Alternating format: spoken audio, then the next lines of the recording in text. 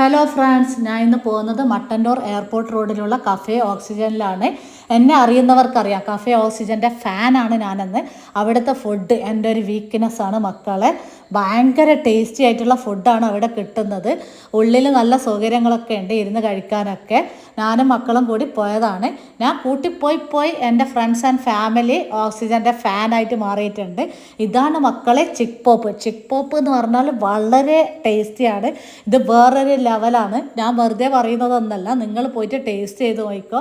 ഇത്രയും നല്ലൊരു ചിക്ക് പോപ്പ് ഞാൻ വേറൊരു സ്ഥലത്തൊന്നും കഴിച്ചിട്ടില്ല. ഇത് ലോഡഡ് ബാർബിക്യൂ, അതും ഭയങ്കര ടേസ്റ്റി ആയിരുന്നു. എനിക്ക് ഓക്സിജനിലെ എല്ലാ ഫുഡും ഭയങ്കര ഇഷ്ടമാണ്.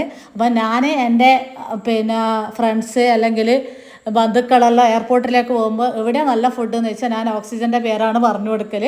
അവർ കഴിച്ച് നല്ല അഭിപ്രായവും പറയാറുണ്ട്. ഇത് പിസ്സ, സ്പൈസി ചിക്കൻ പിസ്സയാണ്.